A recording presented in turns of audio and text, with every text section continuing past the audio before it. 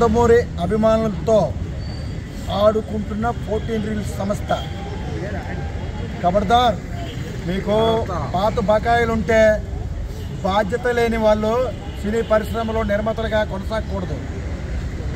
బాలయ్య బాబు కల్ముషం లేని మనిషి, వాళ్ళ అభిమానులు కూడా ఇలాగే.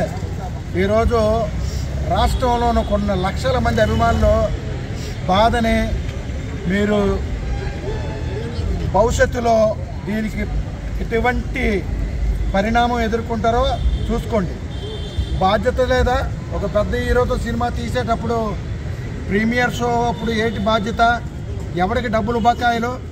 ఎప్పుడో పాత సినిమా డబ్బుల కోసం హైకోర్టులో స్టేలు వేసేంత వరకు కూడా నిర్మాతలు చూసుకోకుండా అగ్ర హీరో విశ్వవిఖ్యాత నట సార్వభౌముడు బిడ్డ ఈరోజు మా అందరినీ బాధ పెట్టినందుకు గాజువాక మౌని కాంప్లెక్స్లో ఎంతోమంది అభిమానులు నిరాశతో వెనుదిరిగి ఈరోజు ఎటువంటి మెసేజ్ లేకుండా సిగ్గు లేదా?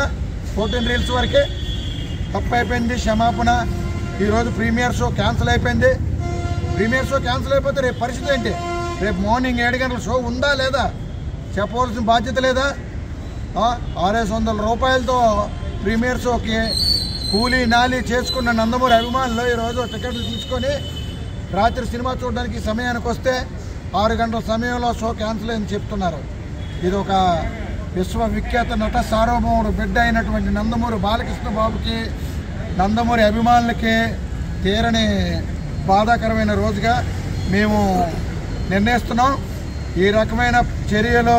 ఎందుకంటే అధికారం ఉండి కూడా ఎటువంటి అధికారాన్ని ఉపయోగించుకోకుండా స్ట్రేట్గా వెళ్ళే బాలకృష్ణ, అలాంటి బాలకృష్ణ గారి సినిమాని ఒక ఎంతో పవిత్రంగా అఖండ మూవీ చూడడానికి ఇచ్చేసిన ప్రేక్షకులందరినీ ఇబ్బంది పెట్టి ఈరోజు సినిమా క్యాన్సిల్ అని చెప్పడానికి సిగ్గు ఎగ్గు లేని సంస్థలు ఇలాంటి ఎన్ని సినిమాలు తీస్తే ఏంటి?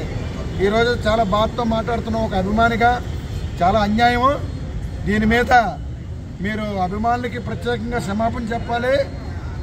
అంత డబ్బులతో ముడిపడిన వ్యాపారాలు చేసేటప్పుడు ముందుగా చూసుకోవాలి. ఈరోజు ఇప్పటికిప్పుడు ప్రీమియర్ షో క్యాన్సిల్ అయింది, బుకింగ్లు ఓపెన్ చేసి డబ్బులు తీసుకోండి ఈ రకంగా చెప్తారు. ఎందుకంటే ఇంకో హీరో అయితే ముందుగానే చొరవ తీసుకుంటారు. మా బాలయ్య బాబు సినిమా నటన వరకే. నిర్మాతలు చేసే పని నిర్మాతలు చేయాలి, అభిమానులు చేసే పని అభిమానులు చేయాలి.